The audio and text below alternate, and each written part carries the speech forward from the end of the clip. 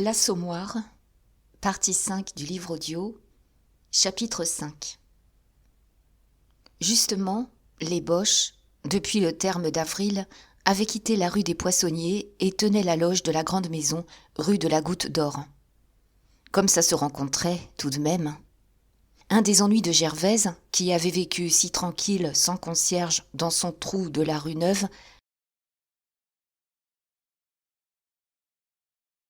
était de retomber sous la suggestion de quelque mauvaise bête, avec laquelle il faudrait se disputer pour un peu d'eau répandue ou pour la porte refermée trop fort le soir.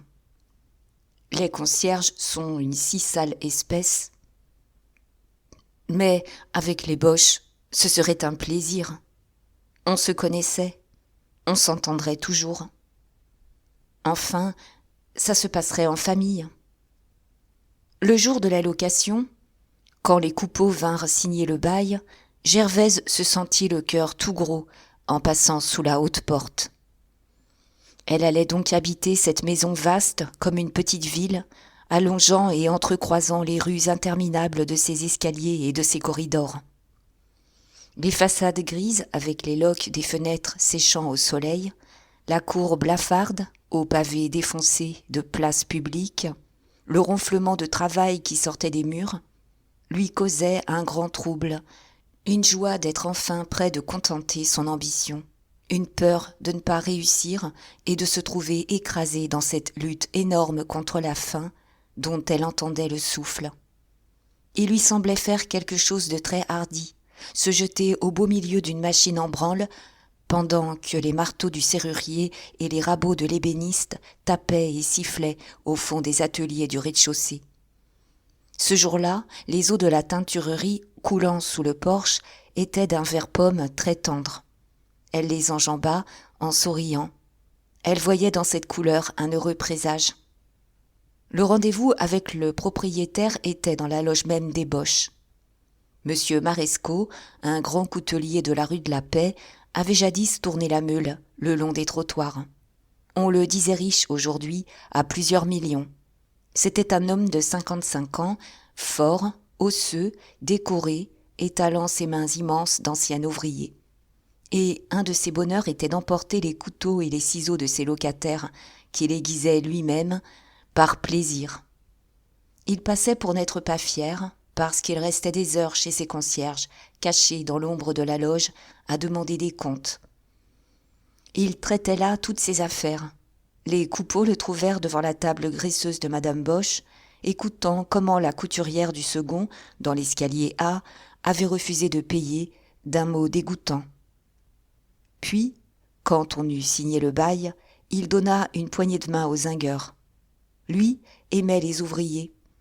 Autrefois, il avait eu joliment du tirage, mais le travail menait à tout.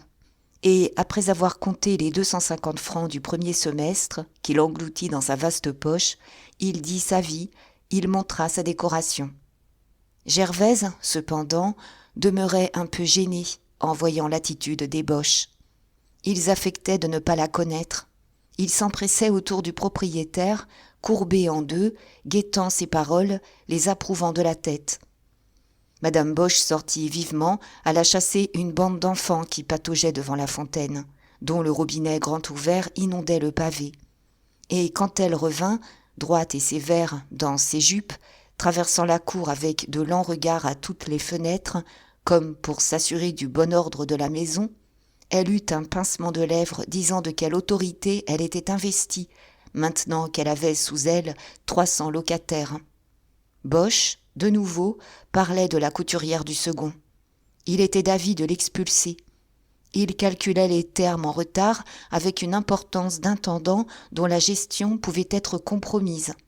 M. Marescot approuva l'idée de l'expulsion. Mais il voulait attendre jusqu'au demi-terme. C'était dur de jeter les gens à la rue, d'autant plus que ça ne mettait pas un sou dans la poche du propriétaire. Et Gervaise, avec un léger frisson, se demandait si on la jetterait à la rue, elle aussi, le jour où un malheur l'empêcherait de payer. La loge, enfumée, emplie de meubles noirs, avait une humidité et un jour livide de cave. Devant la fenêtre, Toute la lumière tombait sur l'établi du tailleur, où traînait une vieille redingote à retourner. Tandis que Pauline, la petite des Boches, une enfant rousse de 4 ans, assise par terre, regardait sagement cuire un morceau de veau, baignée et ravie dans l'odeur forte de cuisine montant du poêlon. Monsieur Marescot tendait de nouveau la main au zingueur, lorsque celui-ci parla des réparations en lui rappelant sa promesse verbale de causer de cela plus tard. Mais le propriétaire se fâcha. Il ne s'était engagé à rien. Jamais, d'ailleurs, on ne faisait des réparations dans une boutique. Pourtant, il consentit à aller voir les lieux, suivi des Coupeau et de Boche. Le petit mercier était parti en emportant son agencement de casiers et de comptoirs. La boutique, toute nue, montrait son plafond noir, ses murs crevés, où des lambeaux d'un ancien papier jaune pendaient. Là, dans le vide sonore des pièces, une discussion furieuse s'engagea. Monsieur Marescot criait que c'était aux commerçants à embellir leurs magasins, car enfin un commerçant pouvait vouloir de l'or partout, et lui, propriétaire, ne pouvait pas mettre de l'or. Puis il raconta sa propre installation, rue de la Paix, où il avait dépensé plus de 20 000 francs. Gervaise, avec son entêtement de femme, répétait un raisonnement qui lui semblait irréfutable. Dans un logement, n'est-ce pas, il ferait coller du papier. Alors, pourquoi ne considérait-il pas la boutique comme un logement ? Elle ne lui demandait pas autre chose, blanchir le plafond et remettre du papier. Boche, cependant, restait impénétrable et digne. Il tournait, regardait en l'air, sans se prononcer.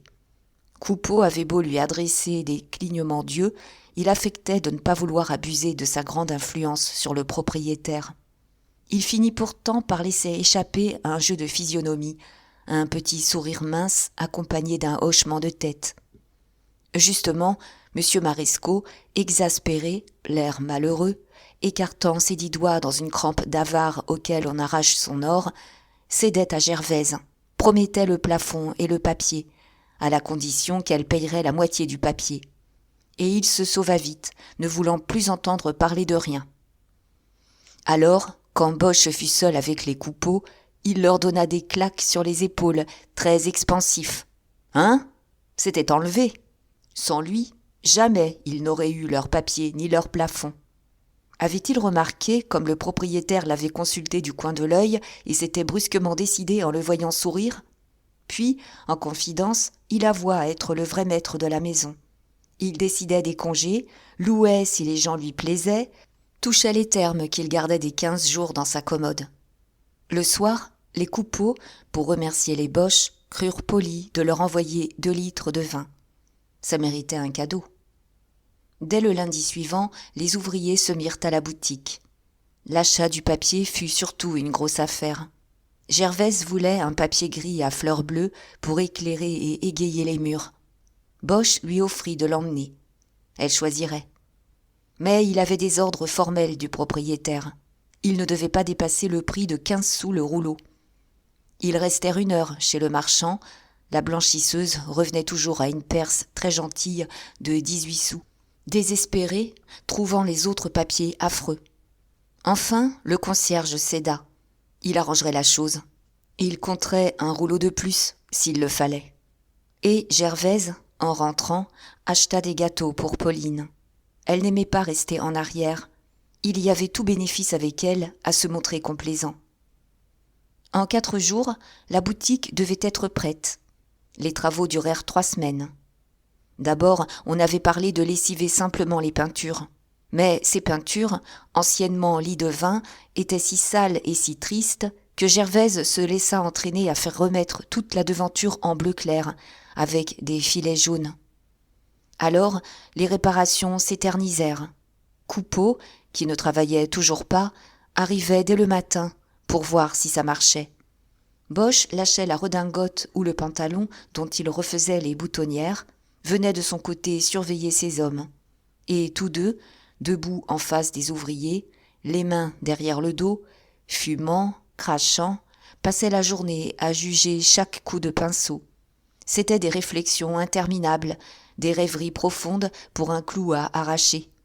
Les peintres, 2 grands diables bon enfant, quittaient leurs échelles, se plantaient, eux aussi, au milieu de la boutique, se mêlant à la discussion, hochant la tête pendant des heures, en regardant d'un œil songeur leur besogne commencer. Le plafond se trouva badigeonné assez rapidement. Ce furent les peintures dont on faillit ne jamais sortir. Ça ne voulait pas sécher. Vers 9 heures, les peintres se montraient avec leurs pots à couleurs, les posaient dans un coin, donnaient un coup d'œil, puis disparaissaient, et on ne les revoyait plus. Ils étaient allés déjeuner, ou bien ils avaient dû finir une bricole, à côté, rue Mira. D'autres fois, Coupeau emmenait toute la coterie boire un canon, Boche, les peintres, avec les camarades qui passaient. C'était encore une après-midi flambée. Gervaise se mangeait les sangs. Brusquement, en 2 jours, tout fut terminé. Les peintures vernies, le papier collé, les saletés jetées au tombereau. Les ouvriers avaient bâclé ça comme en se jouant, sifflant sur leurs échelles, chantant à étourdir le quartier. L'emménagement eut lieu tout de suite. Gervaise, les premiers jours, éprouvait des joies d'enfant quand elle traversait la rue en rentrant d'une commission. Elle s'attardait, souriait à son chez elle. De loin, au milieu de la file noire des autres devantures, sa boutique lui apparaissait toute claire, d'une gaieté neuve, avec son enseigne bleu tendre où les mots « blanchisseuse de faim » étaient peints en grandes lettres jaunes. Dans la vitrine, fermée au fond par des petits rideaux de mousseline, tapissés de papier bleu pour faire valoir la blancheur du linge, des chemises d'hommes restaient en montre, des bonnets de femmes pendaient, les brides nouées à des fils de laiton. Et elle trouvait sa boutique jolie, couleur du ciel. Dedans, on entrait encore dans du bleu. Le papier qui imitait une perce Pompadour représentait une treille où couraient des liserons. L'établi, une immense table tenant les 2/3 de la pièce, garnie d'une épaisse couverture, se drapait d'un bout de cretonne à grand ramage bleuâtre pour cacher les tréteaux. Gervaise s'asseyait sur un tabouret, soufflait un peu de contentement, heureuse de cette belle propreté, couvant des yeux ses outils neufs. Mais son premier regard allait toujours à sa mécanique, un poêle de fonte où 10 fers pouvaient chauffer à la fois, rangés autour du foyer, sur des plaques obliques. Elle venait se mettre à genoux, regardait avec la continuelle peur que sa petite bête d'apprentie ne fît éclater la fonte en fourrant trop de coques. Derrière la boutique, le logement était très convenable. Les Coupeau couchaient dans la première chambre où l'on faisait la cuisine et où l'on mangeait. Une porte, au fond, ouvrait sur la cour de la maison. Le lit de Nana se trouvait dans la chambre de droite, un grand cabinet qui recevait le jour par une lucarne ronde, près du plafond. Quant à Étienne, il partageait la chambre de gauche avec le linge sale, dont d'énormes tas traînaient toujours sur le plancher. Pourtant, il y avait un inconvénient. Les Coupeau ne voulaient pas en convenir d'abord. Mais les murs pissaient l'humidité, et on ne voyait plus clair dès 3 heures de l'après-midi. Dans le quartier, la nouvelle boutique produisit une grosse émotion. On accusa les Coupeau d'aller trop vite et de faire des embarras.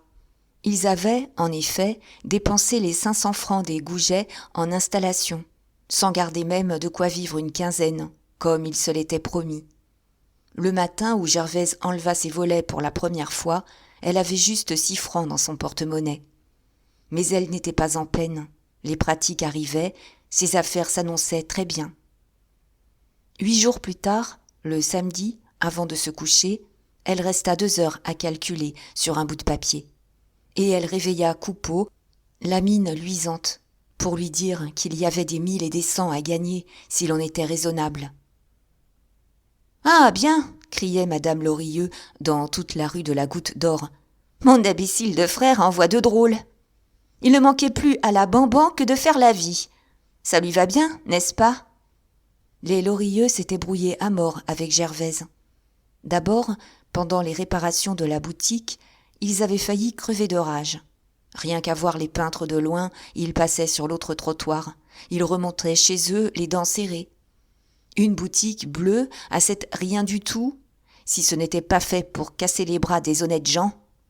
Aussi, dès le second jour, comme l'apprenti vidait à la volée un bol d'amidon, juste au moment où madame Lorilleux sortait, Celle-ci avait-elle ameuté la rue en accusant sa belle-sœur de la faire insulter par ses ouvrières.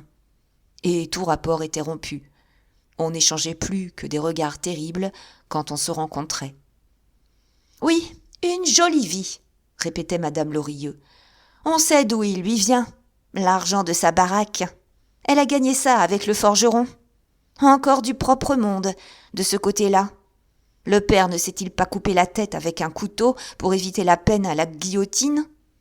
Enfin, quelque sale histoire dans ce genre. » Elle accusait très carrément Gervaise de coucher avec Goujet. Elle mentait, elle prétendait les avoir surpris un soir ensemble, sur un banc du boulevard extérieur. La pensée de cette liaison, des plaisirs que devait goûter sa belle-sœur, l'exaspérait davantage, dans son honnêteté de femme laide. Chaque jour, le cri de son cœur lui revenait aux lèvres. « Mais qu'a-t-elle donc sur elle, cette infirme, pour se faire aimer? Est-ce qu'on m'aime, moi ?» Puis, c'étaient des potins interminables avec les voisines. Elle racontait toute l'histoire. Allez, le jour du mariage, elle avait fait une drôle de tête. Oh, elle avait le nez creux. Elle sentait déjà comment ça devait tourner. Plus tard, mon Dieu, la Bamban s'était montrée si douce, si hypocrite, qu'elle et son mari, par égard pour Coupeau, avaient consenti à être parrain et marraine de Nana. Même que ça coûtait bon, un baptême comme celui-là. Mais maintenant, voyez-vous, la Bamban pouvait être à l'article de la mort et avoir besoin d'un verre d'eau, ce ne serait pas elle, bien sûr, qui le lui donnerait. Elle n'aimait pas les insolentes, ni les coquines, ni les dévergondées. Quant à Nana, elle serait toujours bien reçue, si elle montait voir son parrain et sa marraine. La petite, n'est-ce pas, n'était point coupable des crimes de la mère. Coupeau, lui, n'avait pas besoin de conseils. À sa place, tout homme aurait trempé le derrière de sa femme dans un baquet, en lui allongeant une paire de claques. Enfin, ça le regardait. On lui demandait seulement d'exiger du respect pour sa famille. Jour de Dieu, si Lorilleux l'avait trouvée, elle, madame Lorilleux, en flagrant délit, ça ne se serait pas passé tranquillement. Il lui aurait planté ses cisailles dans le ventre. Les Boches, pourtant, juges sévères des querelles de la maison, donnaient tort aux Lorilleux. Sans doute, les Lorilleux étaient des personnes comme il faut, tranquilles, travaillant toute la sainte journée, payant régulièrement leurs termes. Mais là, franchement, la jalousie les enrageait. Avec ça, ils auraient tondu un œuf. Des pingres, quoi. Des gens qui cachaient leurs litres, quand on montait, pour ne pas offrir un verre de vin. Enfin, du monde pas propre. Un jour, Gervaise venait de payer aux Boches du cassis avec de l'eau de Zeltz, qu'on buvait dans la loge, quand madame Lorilleux était passée, très raide, en affectant de cracher devant la porte des concierges. Et depuis lors, chaque samedi, madame Boche, lorsqu'elle balayait les escaliers et les couloirs, laissait des ordures devant la porte des Lorilleux. « Parbleu !» criait madame Lorilleux. « La Bamban les gorge, ces goinfres. Ah, ils sont bien tous les mêmes. Mais qu'ils ne m'embêtent pas, j'irai me plaindre au propriétaire. Hier encore, j'ai vu ce sournois de Boche se frotter aux jupes de madame Gaudron. S'attaquer à une femme de cet âge, qui a une demi-douzaine d'enfants, hein? C'est de la cochonnerie pure. Encore une saleté de leur part, et je préviens la mère Boche pour qu'elle flanque une tripotée à son homme. Dame, on rirait un peu. » Madame Coupeau voyait toujours les deux ménages, disant comme tout le monde, arrivant même à se faire retenir plus souvent à dîner, en écoutant complaisamment sa fille et sa belle-fille, un soir chacune. Madame Lerat, pour le moment, n'allait plus chez les Coupeau, parce qu'elle s'était disputée avec la Bamban au sujet d'un zouave qui venait découper le nez de sa maîtresse d'un coup de rasoir. Elle soutenait le zouave. Elle trouvait le coup de rasoir très amoureux, sans donner ses raisons. Et elle avait encore exaspéré les colères de madame Lorilleux en lui affirmant que la Bamban, dans la conversation, devant des 15 et des 20 personnes, l'appelait queue de vache sans se gêner. Mon Dieu, oui, les Boches, les voisins maintenant, l'appelaient queue de vache. Au milieu de ces cancans, Gervaise, tranquille, souriante, sur le seuil de sa boutique, saluait les amis d'un petit signe de tête affectueux. Elle se plaisait à venir là, une minute, entre deux coups de fer, pour rire à la rue, avec le gonflement de vanité d'une commerçante, qui a un bout de trottoir à elle. La rue de la Goutte d'Or lui appartenait, et les rues voisines, et le quartier tout entier. Quand elle allongeait la tête, en camisole blanche, les bras nus, ses cheveux blonds envolés dans le feu du travail, elle jetait un regard à gauche, un regard à droite, au debout, pour prendre d'un trait les passants, les maisons, le pavé et le ciel. À gauche, la rue de la Goutte d'Or s'enfonçait, paisible, déserte, dans un coin de province, où des femmes causaient bas sur les portes. À droite, à quelques pas, la rue des Poissonniers mettait un vacarme de voitures, un continuel piétinement de foule, qui refluait et faisait de ce bout un carrefour de cohues populaires. Gervaise aimait la rue, les cahots des camions, dans les trous du gros pavé bossué, les bousculades des gens le long des minces trottoirs, interrompus par des cailloutis en pente raide. Ces 3 mètres de ruisseau devant sa boutique prenaient une importance énorme. Un fleuve large, qu'elle voulait très propre, un fleuve étrange et vivant, dont la teinturerie de la maison colorait les eaux des caprices les plus tendres au milieu de la boue noire. Puis elle s'intéressait à des magasins, une vaste épicerie avec un étalage de fruits secs garanti par des filets à petites mailles, une lingerie et bonnetterie d'ouvriers balançant au moindre souffle des cottes et des blouses bleues, pendues, les jambes et les bras écartés. Chez la fruitière, chez la tripière, elle apercevait des angles de comptoir où des chats superbes et tranquilles ronronnaient. Sa voisine, Madame Vigouroux, la charbonnière, lui rendait son salut, une petite femme grasse, la face noire, les yeux luisants, fainéantant à rire avec des hommes, adossés contre sa devanture, que des bûches peintes sur un fond lit de vin décoraient d'un dessin compliqué de chalets rustiques. Mesdames Cudorge, la mère et la fille, ces autres voisines qui tenaient la boutique de parapluies, ne se montraient jamais, leurs vitrines assombries, leurs portes closes, ornées de 2 petites ombrelles de zinc enduites d'une épaisse couche de vermillon vif. Mais Gervaise, avant de rentrer, donnait toujours un coup d'œil en face d'elle à un grand mur blanc sans une fenêtre, percé d'une immense porte cochère par laquelle on voyait le flamboiement d'une forge dans une cour encombrée de charrettes et de carrioles, les brancards en l'air. Sur le mur, le mot « maréchalerie » était écrit en grandes lettres, encadré d'un éventail de fer à cheval. Toute la journée, les marteaux sonnaient sur l'enclume. Des incendies d'étincelles éclairaient l'ombre blafarde de la cour. Et, au bas de ce mur, au fond d'un trou, grand comme une armoire, entre une marchande de ferraille et une marchande de pommes de terre frites, il y avait un horloger, un monsieur en redingote, l'air propre, qui fouillait continuellement des montres avec des outils mignons devant un établi où des choses délicates dormaient sous des verres. Tandis que, derrière lui, les balanciers de 2 ou 3 douzaines de coucous tout petits battaient à la fois dans la misère noire de la rue et le vacarme cadencé de la maréchalerie. Le quartier trouvait Gervaise bien gentille. Sans doute on clabaudait sur son compte, mais il n'y avait qu'une voix pour lui reconnaître de grands yeux, une bouche pas plus longue que ça, avec des dents très blanches. Enfin, c'était une jolie blonde, et elle aurait pu se mettre parmi les plus belles sans le malheur de sa jambe. Elle était dans ses 28 ans, elle avait engraissé. Ses traits fins s'empâtaient, ses gestes prenaient une lenteur heureuse.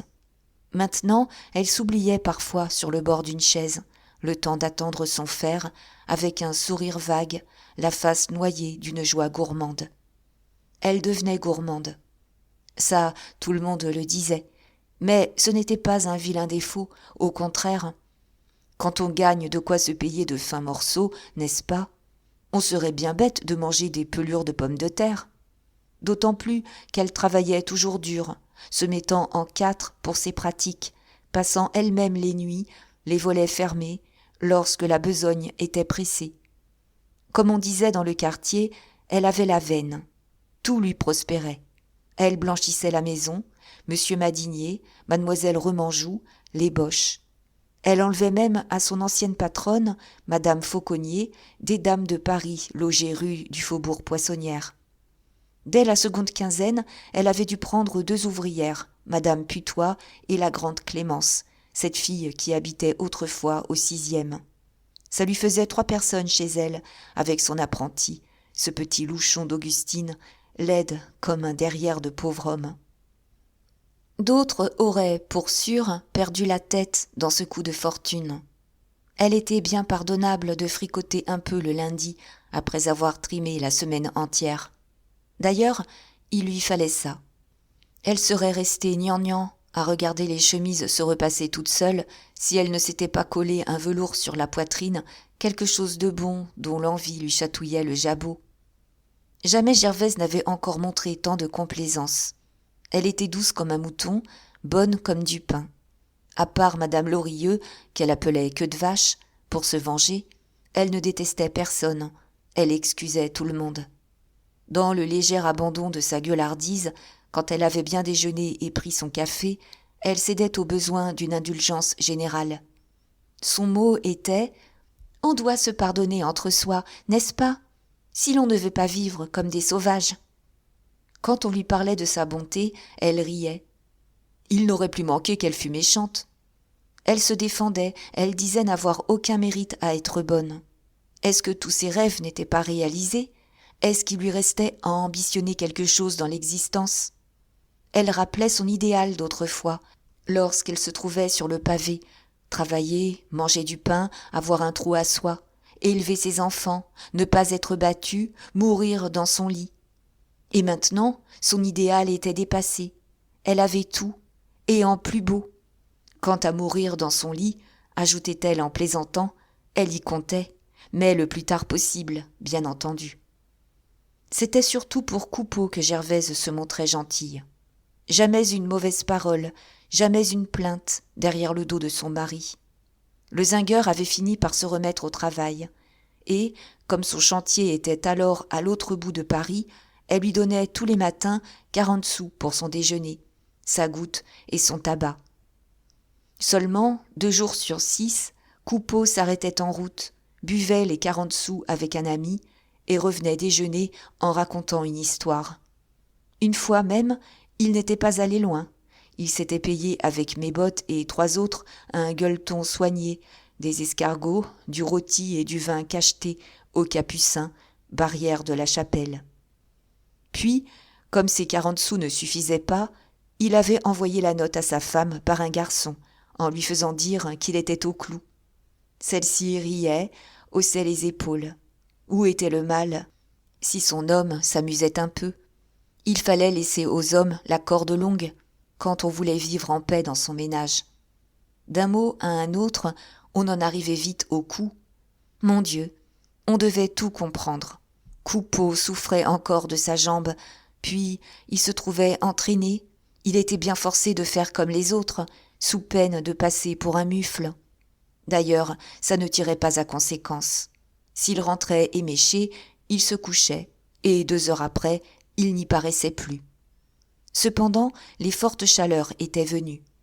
Une après-midi de juin, un samedi que l'ouvrage pressait, Gervaise avait elle-même bourré de coke la mécanique, autour de laquelle 10 fers chauffaient dans le ronflement du tuyau.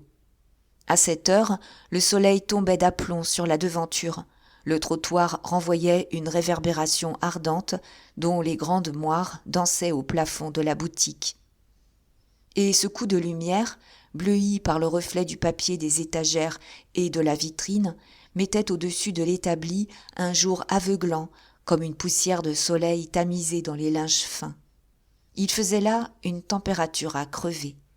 On avait laissé ouverte la porte de la rue, mais pas un souffle de vent ne venait. Les pièces, qui séchaient en l'air, pendues au fil de laiton, fumaient, étaient raides comme des copeaux en moins de 3/4 d'heure. Depuis un instant, sous cette lourdeur de fournaise, un gros silence régnait, au milieu duquel les fers seuls tapaient sourdement, étouffés par l'épaisse couverture garnie de calicot. « Ah bien, dit Gervaise, si nous ne fondons pas, aujourd'hui, on retirerait sa chemise. » Elle était accroupie par terre, devant une terrine, occupée à passer du linge à l'amidon. En jupon blanc, la camisole retroussée aux manches et glissée des épaules, elle avait les bras nus, le cou nu, toute rose, si suante que des petites mèches blondes de ses cheveux ébouriffés se collaient à sa peau. Soigneusement, elle trempait dans l'eau laiteuse des bonnets, des devants de chemises d'hommes, des jupons entiers, des garnitures de pantalons de femmes.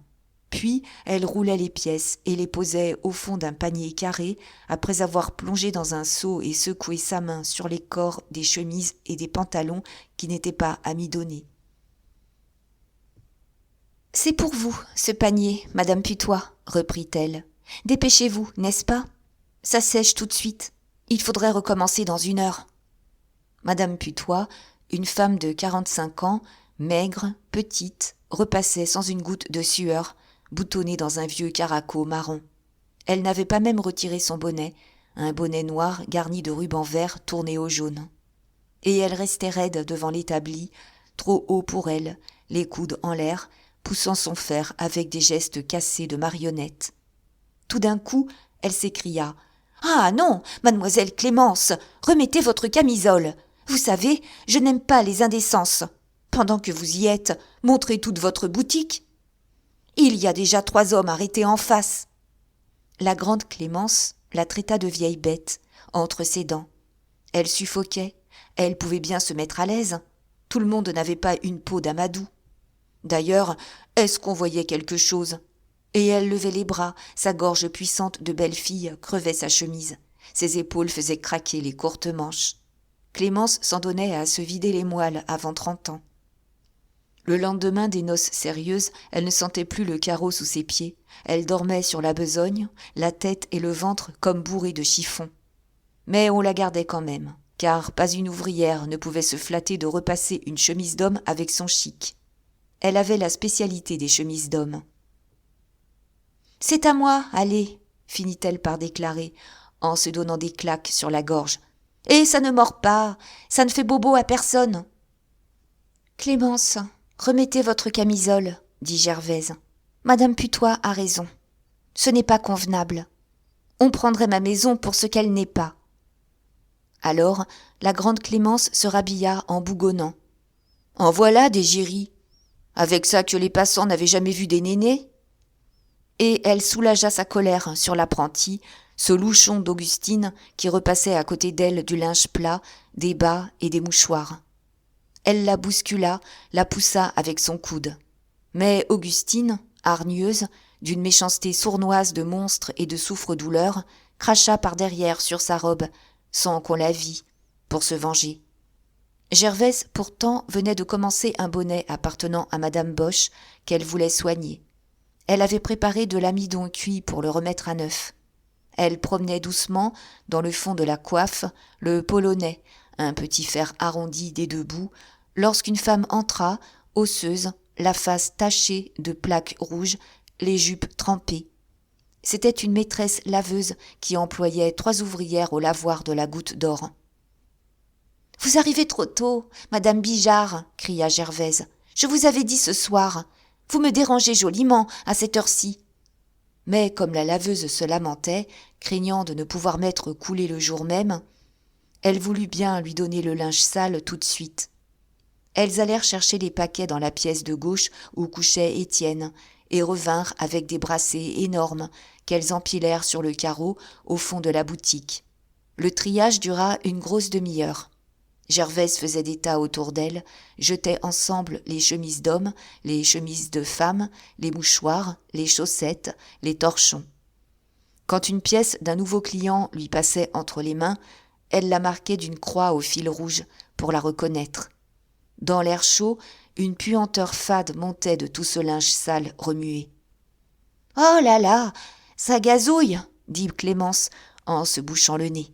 « Pardi, si c'était propre, on ne nous le donnerait pas, » expliqua tranquillement Gervaise. « Ça sent son fruit, quoi. Nous disions 14 chemises de femmes, n'est-ce pas, Madame Bijard ? 15, 16, 17. » Elle continua à compter tout haut. Elle n'avait aucun dégoût, habituée à l'ordure. Elle enfonçait ses bras nus et roses au milieu des chemises jaunes de crasse, des torchons raidis par la graisse des eaux de vaisselle, des chaussettes mangées et pourries de sueur. Pourtant, dans l'odeur forte qui battait son visage penché au-dessus des tas, Une nonchalance la prenait. Elle s'était assise au bord d'un tabouret, se courbant en deux, allongeant les mains à droite, à gauche, avec des gestes ralentis, comme si elle se grisait de cette puanteur humaine, vaguement souriante, les yeux noyés. Et il semblait que ses premières paresses vinssent de l'asphyxie des vieux linges empoisonnant l'air autour d'elle. Juste au moment où elle secouait une couche d'enfant, qu'elle ne reconnaissait pas, tant elle était pisseuse, Coupeau entra. « Cré, coquin !» bégaya-t-il. « Quel coup de soleil ! Ça vous tape dans la tête !» Le zingueur se retint à l'établi pour ne pas tomber. C'était la première fois qu'il prenait une pareille cuite. Jusque-là, il était rentré pompette, rien de plus. Mais cette fois, il avait un nion sur l'œil, une claque amicale égarée dans une bousculade. Ses cheveux frisés, où des fils blancs se montraient déjà, devaient avoir épousseté une encoignure de quelque sale louche de marchand de vin, car une toile d'araignée pendait à une mèche sur la nuque. Il restait rigolo, d'ailleurs, les traits un peu tirés et vieillis, la mâchoire inférieure saillant davantage, mais toujours bon enfant, disait-il, et la peau encore assez tendre pour faire envie à une duchesse. « Je vais t'expliquer, » reprit-il en s'adressant à Gervaise. « C'est Pied de Céleri, tu le connais bien, celui qui a une quille de bois. Alors, il part pour son pays, il a voulu nous régaler. Oh, nous étions d'aplomb sous ce gueux de soleil. Dans la rue, le monde est malade.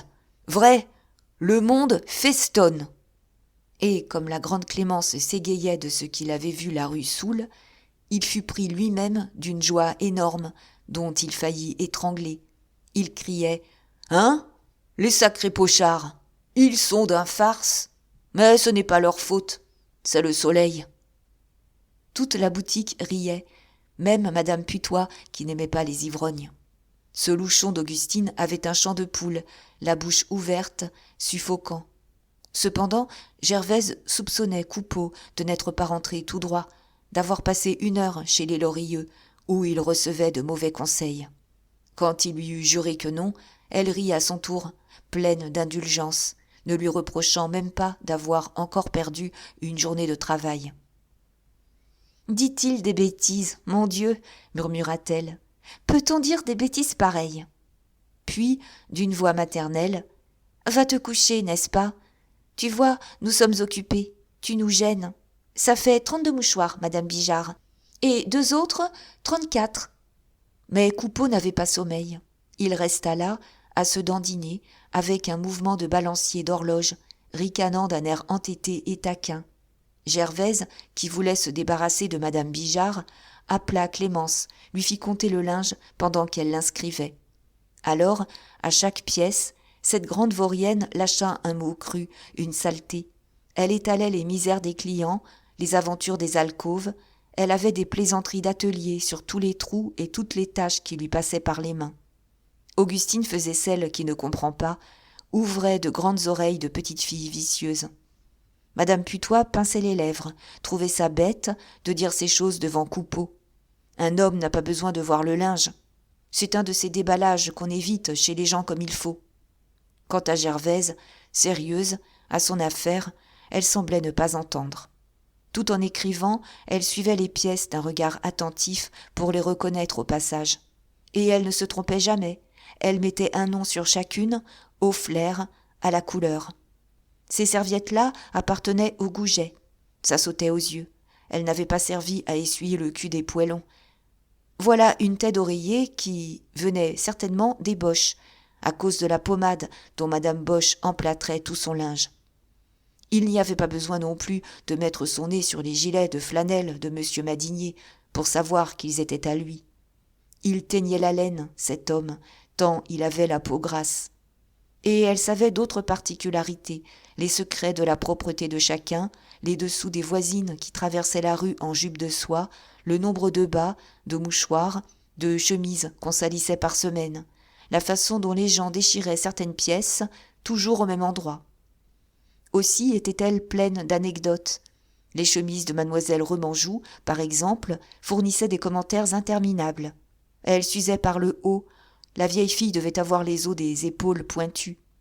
Et jamais elle n'était sale, les eût-elle portées 15 jours, ce qui prouvait qu'à cet âge-là, on est quasiment comme un morceau de bois, dont on serait bien en peine de tirer une larme de quelque chose.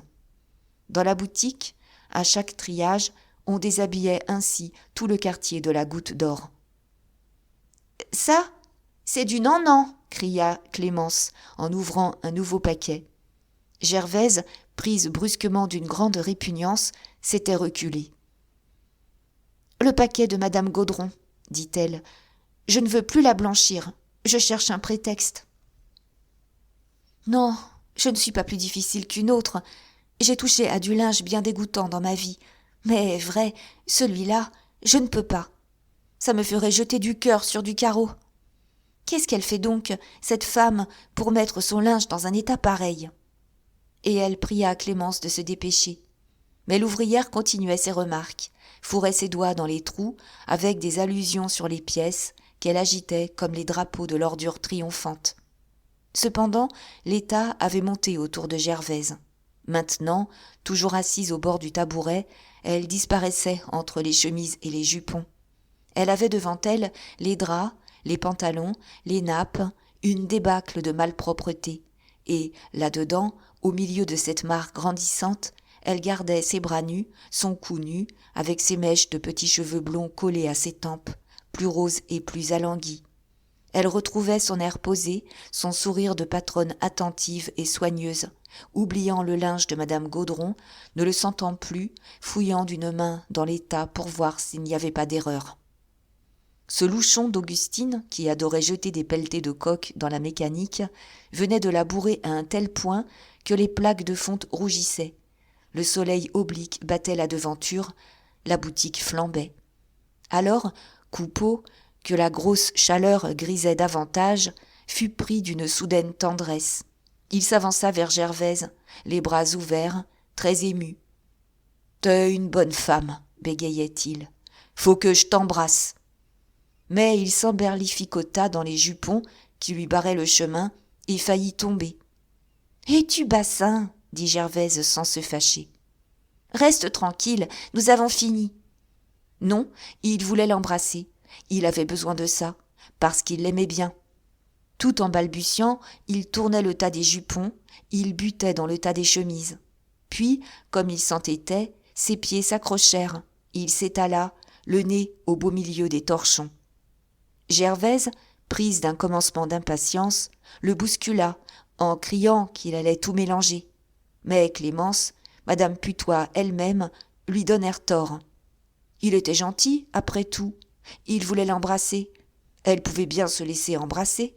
« Vous êtes heureuse, allez, Madame Coupeau, » dit Madame Bijard, que son soulard de mari, un serrurier, tuait de coups chaque soir en rentrant. « Si le mien était comme ça, quand il s'est piqué le nez, ce serait un plaisir. » Gervaise, calmée, regrettait déjà sa vivacité. Elle aida Coupeau à se remettre debout. Puis elle tendit la joue en souriant.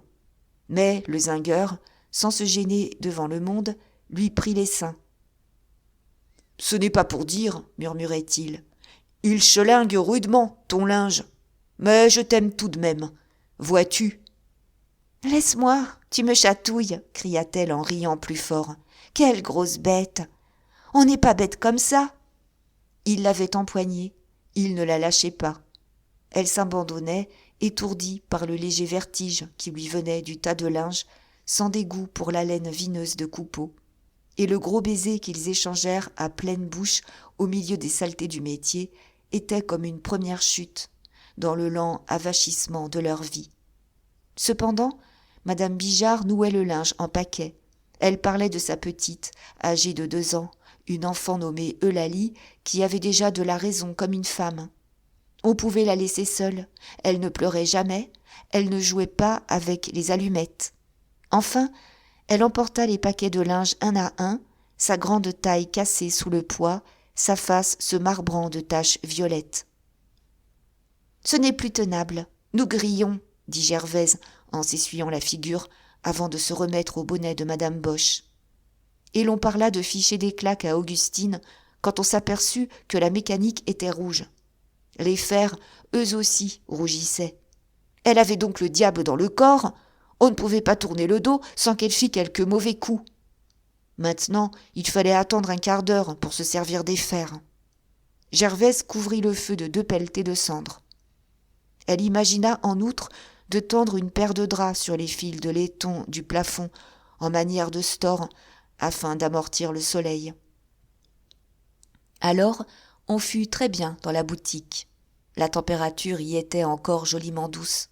Mais on se serait cru dans une alcôve avec un jour blanc, enfermé comme chez soi, loin du monde, bien qu'on entendît, derrière les draps, les gens marchant vite sur le trottoir. Et l'on avait la liberté de se mettre à son aise. Clémence retira sa camisole. Coupeau, refusant toujours d'aller se coucher, on lui permit de rester, mais il dut promettre de se tenir tranquille dans un coin, car il s'agissait, à cette heure, de ne pas s'endormir sur le rôti. « Qu'est-ce que cette vermine a encore fait du polonais ?» murmurait Gervaise en parlant d'Augustine. On cherchait toujours le petit fer que l'on retrouvait dans des endroits singuliers où l'apprenti, disait-on, le cachait par malice. Gervaise acheva enfin la coiffe du bonnet de Madame Boche. Elle en avait ébauché les dentelles, les détirant à la main, les redressant d'un léger coup de fer. C'était un bonnet dont la passe, très ornée, se composait d'étroits bouillonnés, alternant avec des entre-deux brodés.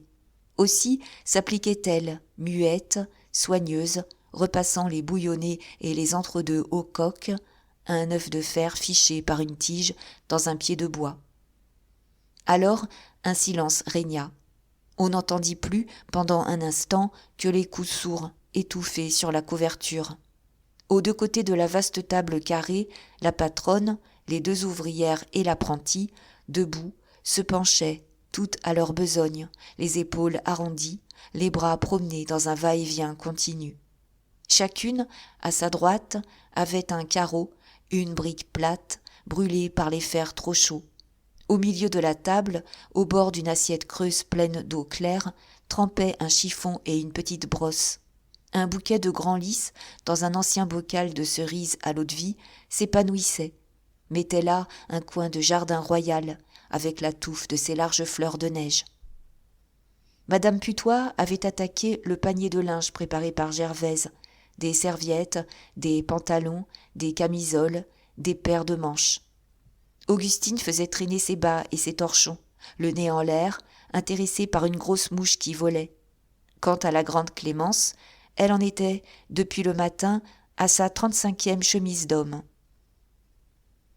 « Toujours du vin, jamais de casse-poitrine », dit tout d'un coup le zingueur qui éprouva le besoin de faire cette déclaration. « Le casse-poitrine, ça saoule, n'en faut pas. » Clémence prenait un fer à la mécanique avec sa poignée de cuir garnie de tôle et l'approchait de sa joue pour s'assurer s'il était assez chaud. Elle le frotta sur son carreau, l'essuya sur un linge pendu à sa ceinture et attaqua sa 35e chemise en repassant d'abord l'empiècement et les 2 manches. « Bah, monsieur Coupeau, dit-elle au bout d'1 minute, un petit verre de cric, ce n'est pas mauvais. Moi, ça me donne du chien. Puis, vous savez, plus vite on est tortillé, plus c'est drôle. Oh, je ne me monte pas le bourrichon, je sais que je ne ferai pas de vieux os. » « Êtes-vous tannante avec vos idées d'enterrement ?» interrompit Madame Putois, qui n'aimait pas les conversations tristes. Coupeau s'était levé et se fâchait, en croyant qu'on l'accusait d'avoir bu de l'eau-de-vie. Il le jurait sur sa tête, sur celle de sa femme et de son enfant. Il n'avait pas une goutte d'eau-de-vie dans les veines. Et il s'approchait de Clémence, lui soufflant dans la figure pour qu'elle le sentît. Puis, quand il eut le nez sur ses épaules nues, il se mit à ricaner. Il voulait voir. Clémence, après avoir plié le dos de la chemise et donné un coup de fer des 2 côtés, en était au poignet et au col. Mais, comme il se poussait toujours contre elle, il lui fit faire un faux pli, et elle dut prendre la brosse au bord de l'assiette creuse pour lisser l'amidon. « Madame, dit-elle, empêchez-le donc d'être comme ça après moi. »« Laisse-la, tu n'es pas raisonnable, déclara tranquillement Gervaise. Nous sommes pressés, entends-tu ? » Elles étaient pressées. Eh bien quoi, ce n'était pas sa faute. Il ne faisait rien de mal. Il ne touchait pas, il regardait seulement. Est-ce qu'il n'était plus permis de regarder les belles choses que le bon Dieu a faites? Elle avait tout de même de sacrés ailerons, cette dessalée de Clémence. Elle pouvait se montrer pour 2 sous et laisser tâter, personne ne regretterait son argent. L'ouvrière, cependant, ne se défendait plus, riait de ses compliments tout crus d'homme en ribote. Et elle en venait à plaisanter avec lui. Il la blaguait sur les chemises d'homme. Alors, elle était toujours dans les chemises d'homme. Mais oui, elle vivait là-dedans. Ah, Dieu de Dieu, elle les connaissait joliment, elle savait comment c'était fait. Il lui en avait passé par les mains, et des centaines et des centaines. Tous les blonds et tous les bruns du quartier portaient de son ouvrage sur le corps. Pourtant, elle continuait, les épaules secouées de son rire. Elle avait marqué 5 grands plis à plat dans le dos en introduisant le fer par l'ouverture du plastron. Elle rabattait le pan de devant et le plissait également à large cou. « Ça, c'est la bannière, » dit-elle en riant plus fort. Ce louchon d'Augustine éclata, tant le mot lui parut drôle. On la gronda. En voilà une morveuse qui riait des mots qu'elle ne devait pas comprendre. Clémence lui passa son fer. L'apprenti finissait les fers sur ses torchons et sur ses bas, quand il n'était plus assez chaud pour les pièces amidonnées. Mais elle empoigna celui-là si maladroitement qu'elle se fit une manchette, une longue brûlure au poignet. Et elle sanglota, elle accusa Clémence de l'avoir brûlée exprès. L'ouvrière, qui était allée chercher un fer très chaud pour le devant de la chemise, la consola tout de suite en la menaçant de lui repasser les 2 oreilles, si elle continuait. Cependant, elle avait fourré une laine sous le plastron. Elle poussait lentement le fer, laissant à l'amidon le temps de ressortir et de sécher. Le devant de chemise prenait une raideur et un luisant de papier fort. « Sacré matin !» jura Coupeau, qui piétinait derrière elle, avec une obstination d'ivrogne.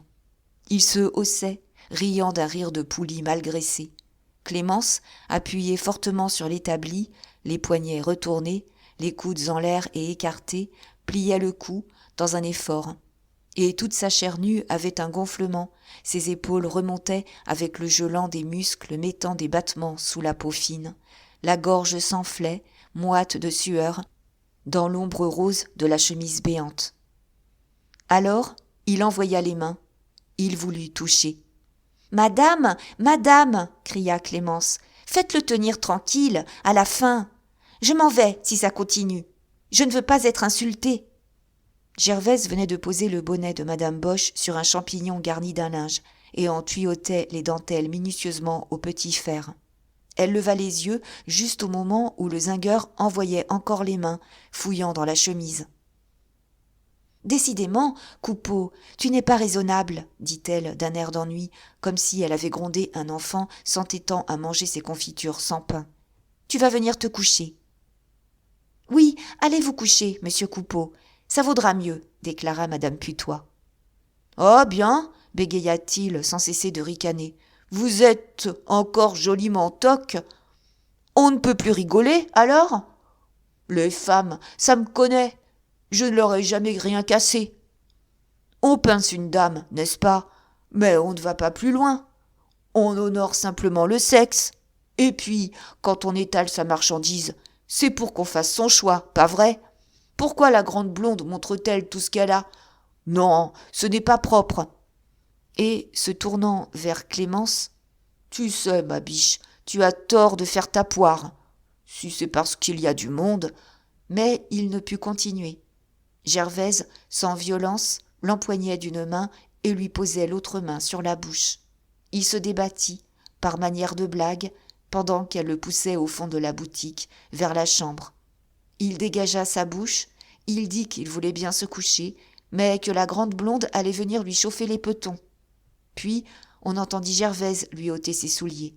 Elle le déshabillait, en le bourrant un peu, maternellement. Lorsqu'elle tira sur sa culotte, il creva de rire, s'abandonnant, renversé, vautré au beau milieu du lit. Et il gigotait, il racontait qu'elle lui faisait des chatouilles. Enfin, elle l'emmaillota avec soin, comme un enfant. Était-il bien, au moins ? Mais il ne répondit pas. Il cria à Clémence. « Dis donc, ma biche, j'y suis.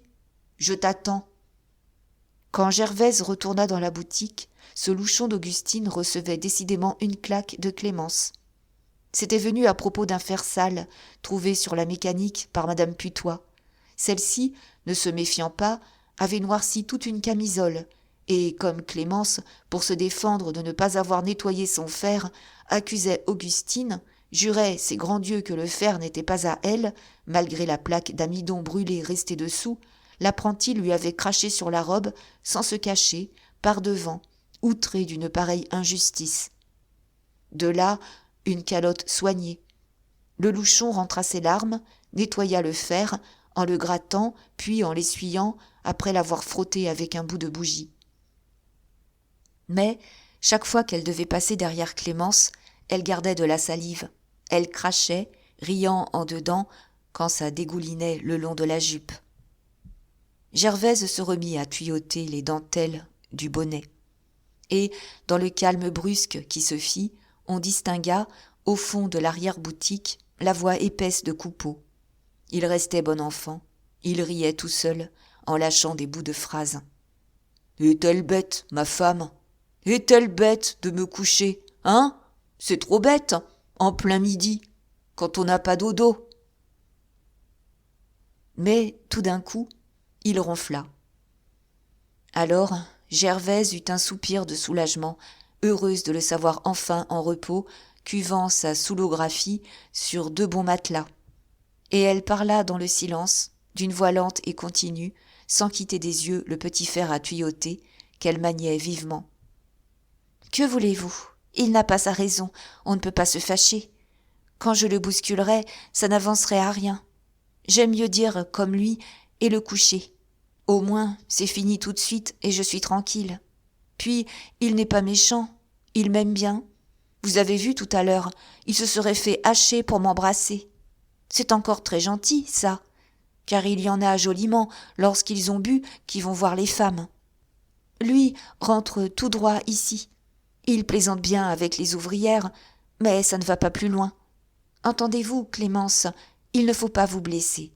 Vous savez ce que c'est, un homme soûl. Ça tuerait père et mère, et ça ne s'en souviendrait seulement pas. Oh, je lui pardonne de bon cœur. Il est comme tous les autres, pardi. » Elle disait ces choses mollement, sans passion, habituée déjà au bordé de Coupeau, raisonnant encore ses complaisances pour lui, mais ne voyant déjà plus de mal à ce qu'il pinçât, chez elle, les hanches des filles. Quand elle se tut, le silence retomba, ne fut plus troublé. Madame Putois, à chaque pièce qu'elle prenait, tirait la corbeille, enfoncée sous la tenture de cretonne qui garnissait l'établi. Puis, la pièce repassée, elle haussait ses petits bras et la posait sur une étagère.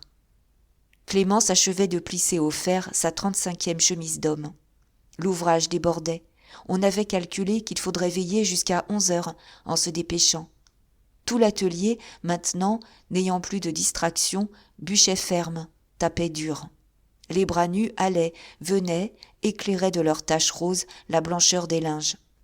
On avait encore empli de coke la mécanique, et comme le soleil, glissant entre les draps, frappait en plein sur le fourneau, on voyait la grosse chaleur monter dans le rayon, une flamme invisible dont le frisson secouait l'air. L'étouffement devenait tel, sous les jupes et les nappes séchant au plafond, que ce louchon d'Augustine, à bout de salive, laissait passer un coin de langue au bord des lèvres. Ça sentait la fonte surchauffée, l'eau d'amidon aigrie, le roussi des fers, une fadeur tiède de baignoire où les 4 ouvrières, se démanchant les épaules, mettaient l'odeur plus rude de leurs chignons et de leurs nuques trempées, tandis que le bouquet de grand lys, dans l'eau verdie de son bocal, se fanait en exhalant un parfum très pur, très fort. Et, par moments, au milieu du bruit des fers et du tisonnier grattant la mécanique, un ronflement de Coupeau roulait avec la régularité d'un tic-tac énorme d'horloge réglant la grosse besogne de l'atelier. Les lendemains de culotte, le zingueur avait mal aux cheveux, un mal aux cheveux terrible qui le tenait tout le jour, les crins défrisés, le bec empesté, la margoulette enflée et de travers. Il se levait tard, secouait ses puces sur les 8 heures seulement, et il crachait, traînaillait dans la boutique, ne se décidait pas à partir pour le chantier. La journée était encore perdue. Le matin, il se plaignait d'avoir des guiboles de coton. Il s'appelait trop bête de gueuletonner comme ça, puisque ça vous démantibulait le tempérament. Aussi, on rencontrait un tas de guapes qui ne voulaient pas vous lâcher le coude. On gobelotait malgré soi, on se trouvait dans toutes sortes de fourbies, on finissait par se laisser pincer et raide. Ah, fichtre, non, ça ne lui arriverait plus. Il n'entendait pas laisser ses bottes chez le mastroquet, à la fleur de l'âge. Mais, après le déjeuner, il se requinquait, poussant des pour se prouver qu'il avait encore un bon creux. Il commençait à nier la noce de la veille, un peu d'allumage peut-être. On n'en faisait plus de comme lui, solide, au poste, une poigne du diable, buvant tout ce qu'il voulait sans cligner un œil. Alors, l'après-midi entière, il flânochait dans le quartier. Quand il avait bien embêté les ouvrières, sa femme lui donnait 20 sous pour qu'il débarrassât le plancher. Il filait, il allait acheter son tabac à la petite Civette, rue des Poissonniers, où il prenait généralement une prune lorsqu'il rencontrait un ami.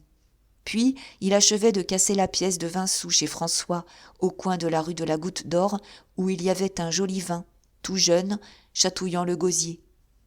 C'était un manzingue de l'ancien jeu, une boutique noire, sous un plafond bas, avec une salle enfumée à côté, dans laquelle on vendait de la soupe. Et il restait là jusqu'au soir, à jouer des canons au tourniquet. Il avait l'œil chez François, qui promettait formellement de ne jamais présenter la note à la bourgeoise. N'est-ce pas? Il fallait bien se rincer un peu la dalle pour la débarrasser des crasses de la veille. Un verre de vin en pousse un autre. Lui, d'ailleurs, toujours bon zigue, ne donnant pas une chiquenaude au sexe, aimant la rigolade, bien sûr, et se piquant le nez à son tour, mais gentiment, plein de mépris pour ces saloperies d'hommes tombés dans l'alcool qu'on ne voit pas dessouler. Il rentrait gai et galant comme un pinson. « Est-ce que ton amoureux est venu ?» demandait-il parfois à Gervaise pour la taquiner. « On ne l'aperçoit plus. Il faudra que j'aille le chercher. » L'amoureux, c'était Goujet.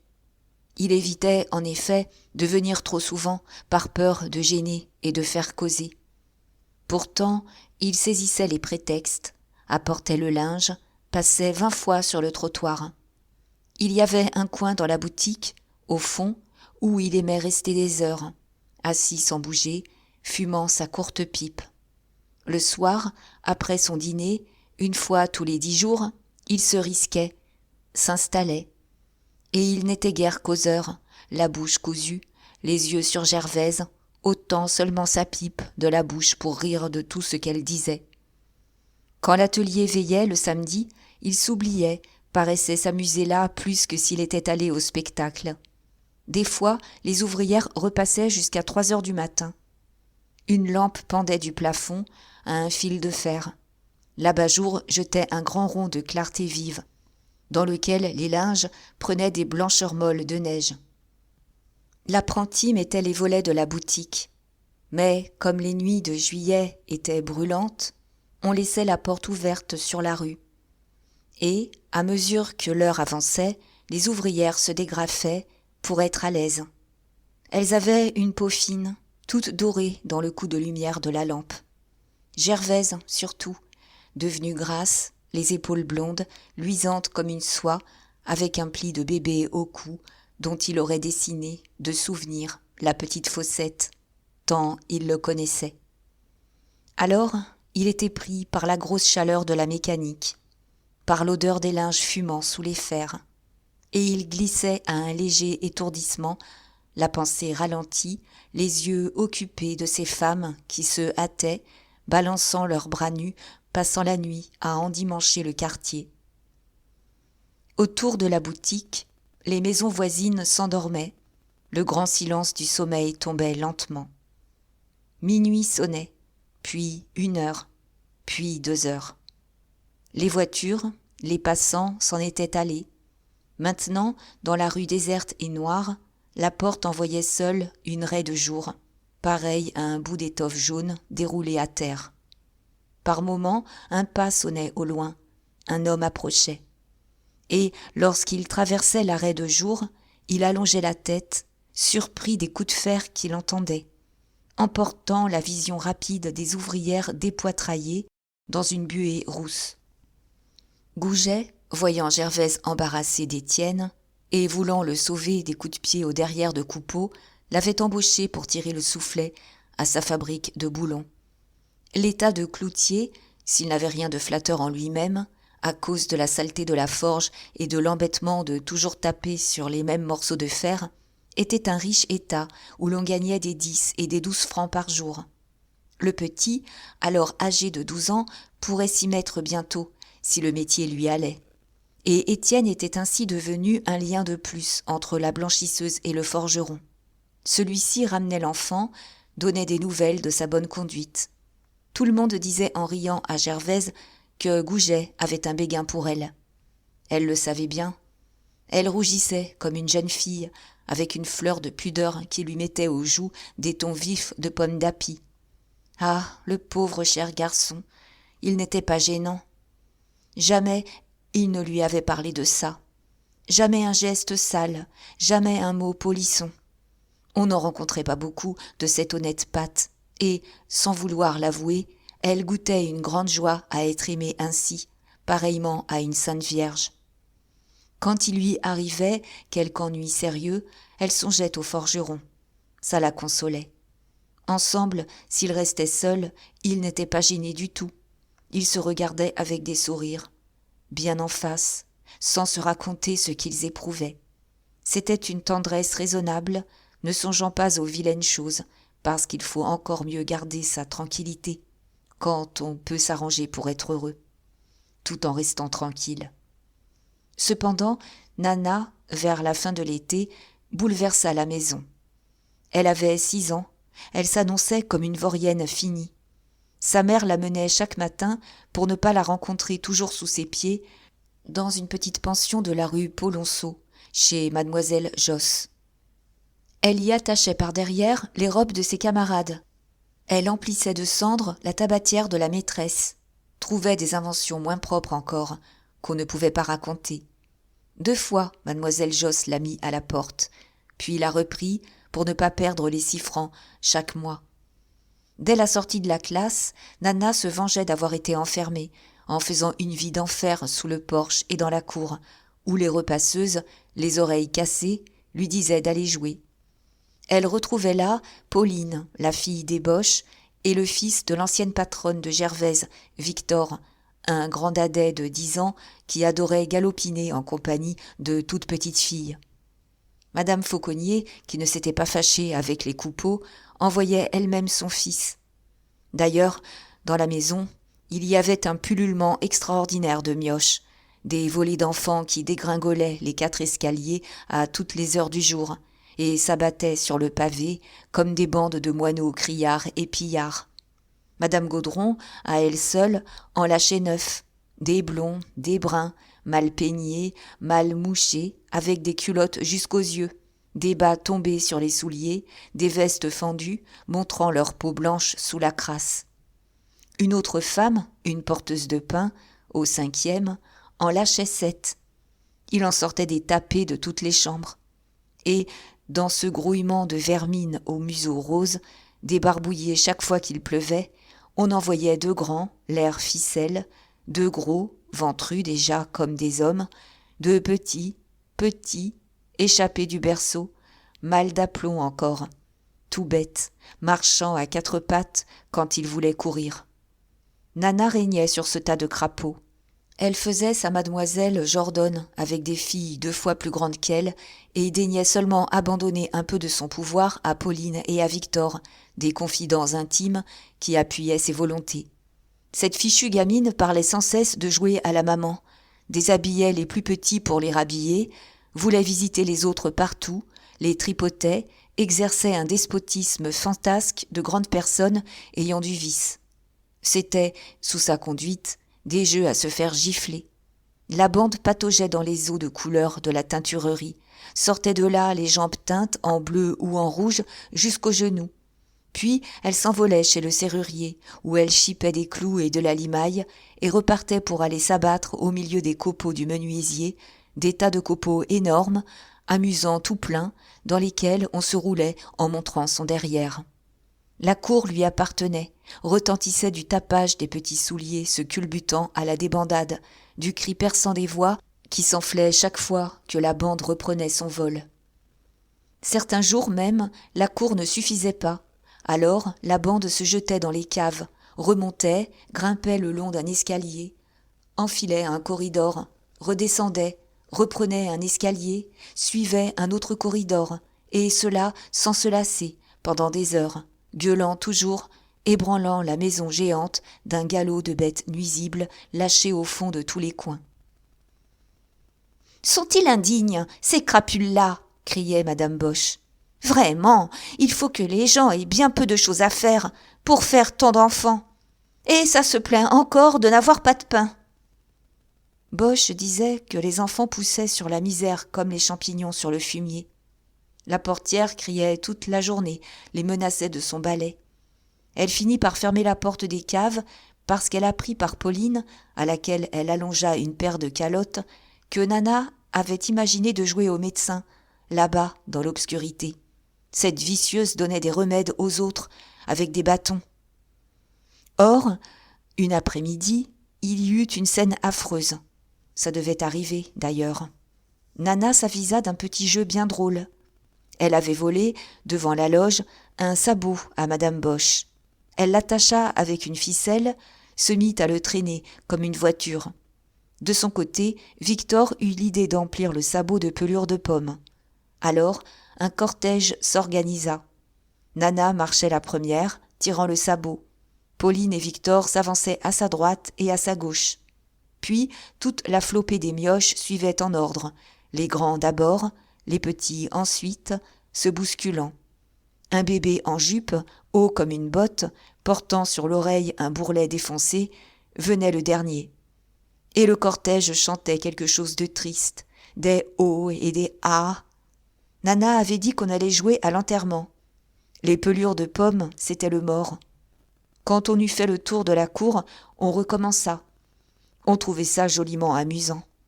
« Qu'est-ce qu'ils font donc ?» murmura madame Boche, qui sortit de la loge pour voir, toujours méfiante et aux aguets.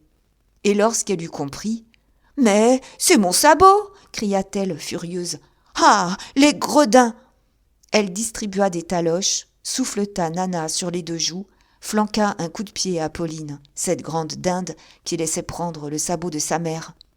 Justement, Gervaise emplissait un seau à la fontaine. Quand elle aperçut Nana, le nez en sang, étranglée de sanglots, elle faillit sauter au chignon de la concierge. « Est-ce qu'on tapait sur un enfant comme un bœuf ? Il fallait manquer de cœur, être la dernière des dernières. » Naturellement, madame Boche répliqua. Lorsqu'on avait une saloperie de fille pareille, on la tenait sous clé. Enfin, Boche lui-même parut sur le seuil de la loge pour crier à sa femme de rentrer et de ne pas avoir tant d'explications avec de la saleté. Ce fut une brouille complète. À la vérité, ça n'allait plus du tout bien entre les Boche et les Coupeau depuis un mois. Gervaise, très donnante de sa nature, lâchait à chaque instant des litres de vin, des tasses de bouillon, des oranges, des parts de gâteau. Un soir, elle avait porté à la loge un fond de saladier, de la barbe de capucin avec de la betterave, sachant que la concierge aurait fait des bassesses pour la salade. Mais le lendemain, elle devint toute blanche en entendant mademoiselle Remanjou raconter comment madame Boche avait jeté la barbe de capucin devant du monde, d'un air dégoûté, sous prétexte que, Dieu merci, elle n'en était pas encore réduite à se nourrir de choses où les autres avaient pataugé. Et, dès lors, Gervaise coupa net à tous les cadeaux. Plus de litres de vin, plus de tasses de bouillon, plus d'oranges, plus de parts de gâteau. Plus rien. Il fallait voir le nez des Boche. Ça leur semblait comme un vol que les Coupeau leur faisaient. Gervaise comprenait sa faute, car enfin, si elle n'avait point eu la bêtise de tant leur fourrer, ils n'auraient pas pris de mauvaises habitudes et seraient restés gentils. Maintenant, la concierge disait d'elle pique-pendre. Au terme d'octobre, elle fit des ragots à n'en plus finir au propriétaire, M. Marescot, parce que la blanchisseuse qui mangeait son Saint-Frusquin en gueulardise se trouvait en retard d'1 jour pour son loyer. Et même M. Marescot, pas très poli non plus celui-là, entra dans la boutique, le chapeau sur la tête, demandant son argent, qu'on lui allongea tout de suite d'ailleurs. Naturellement, les Boches avaient tendu la main aux Lorilleux. C'était à présent avec les Lorilleux qu'on gaudaillait dans la loge, au milieu des attendrissements de la réconciliation. Jamais on ne se serait fâché sans cette Bamban qui aurait fait battre des montagnes. Ah, les Boches la connaissaient à cette heure. Ils comprenaient combien les Lorilleux devaient souffrir. Et, quand elle passait, tous affectaient de ricaner, sous la porte. Gervaise, pourtant, monta un jour chez les Lorilleux. Il s'agissait de maman Coupeau, qui avait alors 67 ans. Les yeux de maman Coupeau étaient complètement perdus. Ses jambes non plus n'allaient pas du tout. Elle venait de renoncer à son dernier ménage par force et menaçait de crever de faim, si on ne la secourait pas. Gervaise trouvait honteux qu'une femme de cet âge, ayant 3 enfants, fût ainsi abandonnée du ciel et de la terre. Et comme Coupeau refusait de parler aux Lorilleux, en disant à Gervaise qu'elle pouvait bien monter, celle-ci monta sous le coup d'une indignation dont tout son cœur était gonflé. En haut, elle entra sans frapper, comme une tempête. Rien n'était changé depuis le soir où les Lorilleux, pour la première fois, lui avaient fait un accueil si peu engageant. Le même lambeau de laine, déteinte, séparait la chambre de l'atelier, un logement en coup de fusil qui semblait bâti pour une anguille. Au fond, Lorilleux, penché sur son établi, pinçait un à un les maillons d'un bout de colonne, tandis que madame Lorilleux tirait un fil d'or à la filière, debout devant l'étau. La petite forge, sous le plein jour, avait un reflet rose. « Oui, c'est moi, » dit Gervaise. « Ça vous étonne, parce que nous sommes à couteau tiré. Mais je ne viens pas pour moi, ni pour vous, vous pensez bien. C'est pour maman Coupeau que je viens. Oui, je viens voir si nous la laisserons attendre un morceau de pain de la charité des autres. »« Eh bien, en voilà une entrée, » murmura madame Lorilleux. « Il faut avoir un fier toupet. » Et elle tourna le dos. Elle se remit à tirer son fil d'or en affectant d'ignorer la présence de sa belle-sœur. Mais Lorilleux avait levé sa face blême, criant « Qu'est-ce que vous dites ?»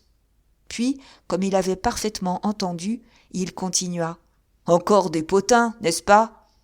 Elle est gentille, madame Coupeau, de pleurer misère partout. Avant-hier, pourtant, elle a mangé ici. Nous faisons ce que nous pouvons, nous autres. Nous n'avons pas le Pérou. Seulement, si elle va bavarder chez les autres, elle peut y rester, parce que nous n'aimons pas les espions. » Il reprit le bout de chaîne, tourna le dos à son tour, en ajoutant comme à regret « Quand tout le monde donnera 100 sous par mois, nous donnerons 100 sous. » Gervaise s'était calmée, toute refroidie par les figures en coin de rue des Lorilleux. Elle n'avait jamais mis les pieds chez eux sans éprouver un malaise. Les yeux à terre, sur les losanges de la clé de bois où tombaient les déchets d'or, elle s'expliquait maintenant d'un air raisonnable. Maman Coupeau avait 3 enfants.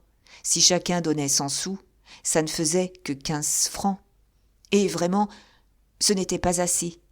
On ne pouvait pas vivre avec ça. Il fallait au moins tripler la somme. Mais Lorilleux se récriait. Où voulait-on qu'il volât 15 francs par mois ? Les gens étaient drôles. On le croyait riche parce qu'il avait de l'or chez lui. Puis, il tapait sur maman Coupeau. Elle ne voulait pas se passer de café le matin. Elle buvait la goutte. Elle montrait les exigences d'une personne qui aurait eu de la fortune. Parbleu, tout le monde aimait ses aises. Mais, n'est-ce pas, quand on n'avait pas su mettre un sou de côté, on faisait comme les camarades. On se serrait le ventre. D'ailleurs, maman Coupeau n'était pas d'un âge à ne plus travailler. Elle y voyait encore joliment clair quand il s'agissait de piquer un bon morceau au fond du plat. Enfin, c'était une vieille rouée. Elle rêvait de se dorloter. Même s'il en avait eu les moyens, il aurait cru mal agir en entretenant quelqu'un dans la paresse. Cependant, Gervaise restait conciliante, discutait paisiblement ses mauvaises raisons. Elle tâchait d'attendrir les Lorilleux. Mais le mari finit par ne plus lui répondre. La femme, maintenant, était devant la forge, en train de dérocher un bout de chêne dans la petite casserole de cuivre à long manche, pleine d'eau seconde. Elle affectait toujours de tourner le dos, comme à 100 lieues. Et Gervaise parlait encore, les regardant s'entêter au travail, au milieu de la poussière noire de l'atelier.